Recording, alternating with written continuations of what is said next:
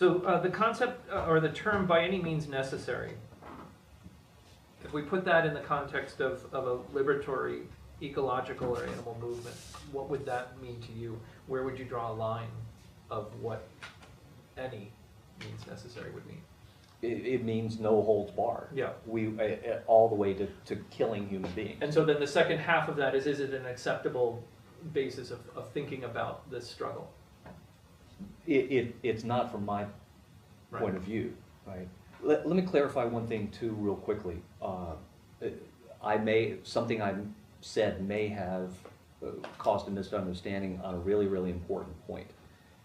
The civil disobedience-oriented activists who I have in mind have exactly the same ends in mind as those who commit acts of property destruction. All right. They are not reformist. I want to be clear.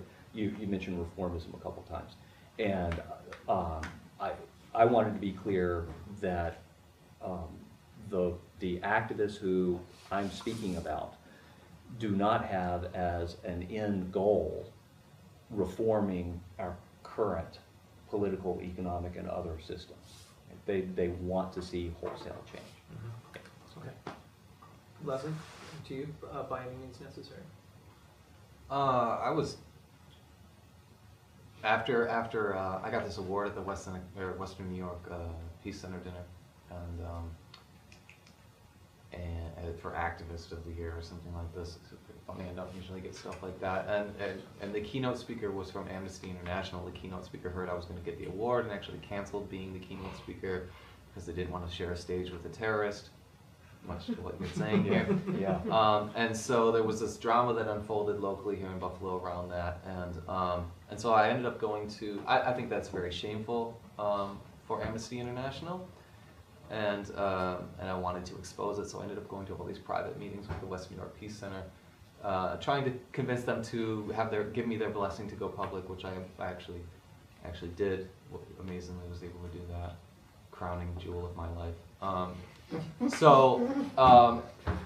Thing was, at the end of like a way too long discussion that went way too late into the night, one person from the Peace Center was like, "Okay, Leslie, we totally hear what you're saying, and we're going to talk about what you're proposing once you leave. But before you go, I want you to talk about one thing. 50 years ago, Malcolm X used this term, by any means necessary, and it's been bothering me ever since for the last half century. Can you tell me what he's meaning? Can you defend that?"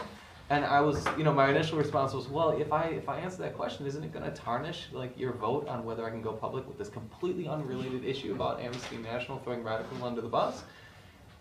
You sure you want me to answer that question? And they had a little go around. They said, "Yep, we want you to answer the question anyway."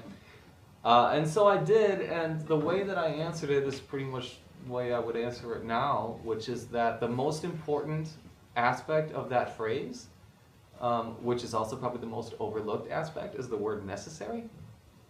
In every struggle, there are two sides. In every political struggle, there are two sides, the oppressor and the oppressed. And it is always, 100% of the time, the oppressor who decides how hard the oppressed have to fight in order to gain their liberation. So when someone like Malcolm says, "by any means necessary," he's really pointing the responsibility back to the oppressor. It's the oppressor who decides how hard we need to fight. If they would have said, "You know what, you can have the vote, by signing petitions and holding signs," then that would have been that. If they would have said, "You will end slavery, or we'll give, another thing that we've been fighting for forever, because you've protested and you've done a bunch of civil disobedience," well, then that would have been that. But they don't. And I did 24 acts of civil disobedience before I stopped doing it. And before that, I protested and signed petitions and wrote letters, and I still do all of that stuff. I don't do civil disobedience right now, but I think maybe when I get older, I might do it again. I don't know. But the thing is, it's the oppressor who decides what's necessary. And so when I hear the term "by any means necessary," it really makes me think, who's deciding what is necessary here? It's not us. We're at the disadvantaged. We are the oppressed. We are the ones who, what we want is freedom. We're trying everything nice. Then we're trying everything that's not quite so nice. Then we're trying everything that's kind of middle of the road. And as time goes on and the decades pass, we try more and more stuff because they're just not budging. by being nice. So, what does it mean in terms of violence? It's up to them. Right. It's up to the oppressor. It's always up to the oppressor in every struggle. We obviously don't want to. If we wanted to kill people, you would have seen, like, you know, the first environmentalist out killing people. But you don't see that, right? Because it's not what we want, because it's actually the opposite of what we stand for. But they're pushing us harder and harder to fight harder and harder, and it's really on the oppressor. What do we have to do is my question. What is necessary? We're trying to figure that out.